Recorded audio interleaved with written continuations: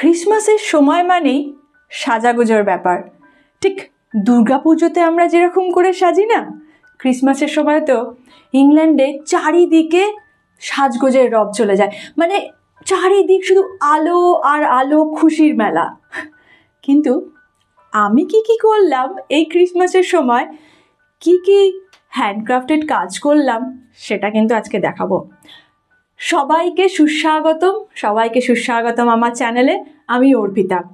আজকে আমি ক্রিসমাসের ডেকোরেশন নিয়ে আপনাদের দেখাবো কি নতুন আইডিয়া করলাম। সবার প্রথম ক্রিসমাস ট্রিটাই দেখাই, যদিও সেখানে খুব বেশি আমার কোনো কাজ নেই। এই দিকে দেখুন, এই ছোট্ট ক্রিসমাস ট্রিতে যেরকম সবাই আমরা কিনে থাকি সেরকমই করলাম, শুধু একটু পাল্টেছি, একটু আর্টিফিশিয়াল কটন ইউজ করেছি, যাতে একটু মনে হয় স্নোম্যান, একটু বেশ একটা উইন্টার ব্যাপার আছে আর কি। আর পাশে একটা লেগোর গাছ রয়েছে, এটা ক্রিসমাস স্পেশাল গাছ।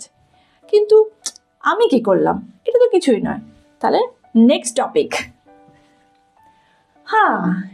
নেক্সট হচ্ছে আমার সর্বপ্রথম quilling art Christmas special.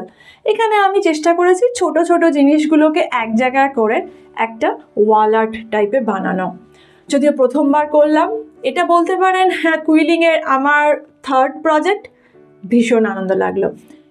Next এইদিকে এইগুলো যদিও এয়ার ক্লে দিয়ে করা হয়েছে, তবে আমার কৃতিত্ব নেই এখানে। এটা আমার ছেলে বানিয়েছে।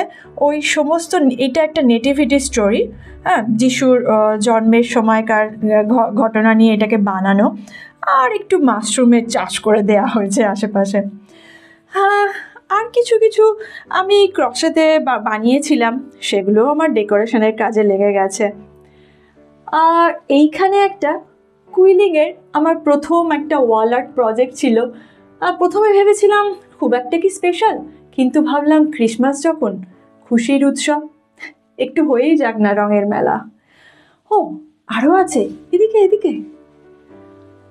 এইগুলো কিন্তু আমি জায়েন্ট অর্নামেন্ট বানিয়েছি ক্রশে দিয়ে।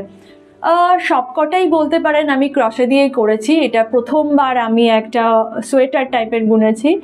আর এখানে তো আরও দেখতে পাচ্ছেন ক্রিসমাসের রিচ রয়েছে। এখানে আমার একটা গাছের মতো করেছি। স্নোফ্লেকটা একটু বেশি বড় হয়ে গেছে, কিন্তু প্রথমবার করলাম তো ঠিকই আছে।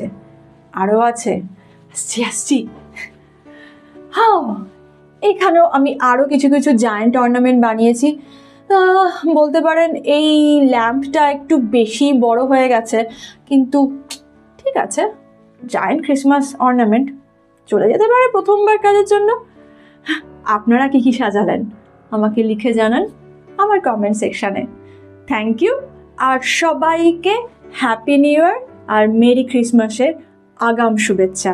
সবাই খুব ভালো থাকবেন, আনন্দ করবেন। নমস্কার।